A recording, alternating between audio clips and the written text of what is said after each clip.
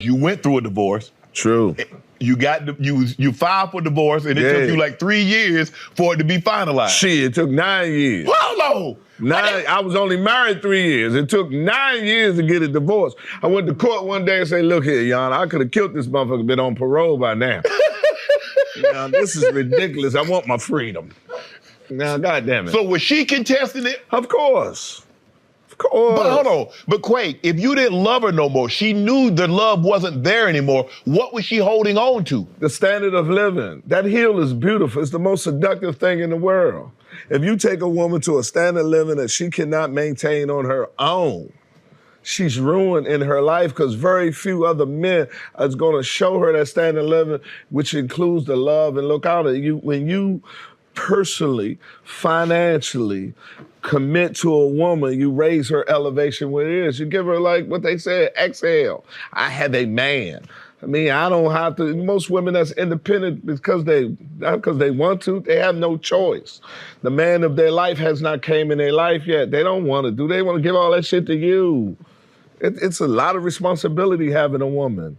And if you take on that responsibility for her and you take her to a level that no other man is going to come take it unless he love her. I knew what I was doing for her, that it will never be another man to do for her unless he love her. So that's why, so you're saying a lot of the reason why we see situations like this where women fight to hold on or guys have baby mamas and they behave in a certain manner is because they don't want to let go because they know the standard of living in which they become accustomed to is potentially leaving. And not only the standard of living, the comfortability of things that you can't even equate until the man is gone. You know what I mean? It's a comfort. It's a thing of it. Something wrong with my car, I can call Shannon. I got a man, baby, my car broke. Stay right here, I'm sending the Uber, the AAA coming to get it. You independent, you ain't got no AAA, you out there changing that damn tire your damn self. You understand? Side dudes don't do that. Do you think Will would be happier divorced?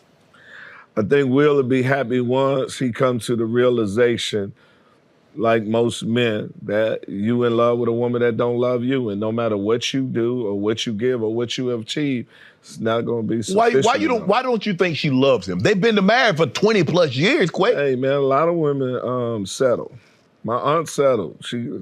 My aunt settled because she wanted to get out of my grandmama's house. He had a house somewhere to stay. Go ahead. It's been for. Well, that used to be a long time ago. I don't think still here. It's just a higher level. It's still a higher level. It's several. He is not the man of her dreams. And she constantly throw it in his face. That's why you bring up Tupac. Got his daughter sitting there. Please come back, Tupac. I know you're alive, so me and mommy could be happy. That's his child right now, and she wasn't even born. No. When Tupac was alive. So that comes from the mother. It comes from a mother, man. It's some different degree no matter what relationship we have. You don't supposed to have your son's friend in your house where you pay for and the rest of it. It's a degree of respect. When a woman loves you, there's certain lines they just won't cross regardless of your behavior. Right. Regardless of how you, because I love you, I ain't gonna do that to you. So, you see, what is your stance on marriage? Are you willing to get married again, or I'm about to get married again, but I'm getting some paperwork. Because if it don't work out, motherfucker, we're gonna have an agreement. We're gonna separate my money. You know what I'm saying? Why are you getting a divorce? Why you need a prenup if we love each other? I say I got car insurance and I don't expect to be in no accident. But just in case. I want to be covered. So if this don't work out. Why was marriage so bad for Quake? Wrong woman that didn't love You don't believe you could have done anything differently? Yeah, picked another woman. Man, go ahead on Quake. They were talking about Quake. No, I mean, just because she wasn't right for me and she didn't love me don't make her a bad woman. Right. She's a great woman. She just ain't my woman. She doesn't share the views that I have. You know when a woman loves you. Right. And she didn't love me. That's why I didn't understand where the anger came from. The anger should have never been. I just foiled the plot. I see you.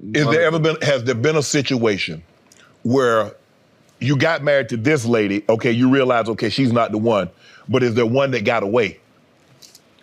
No. Because I've been in that situation. I've been in the situation. I've had a great woman, and I effed it up.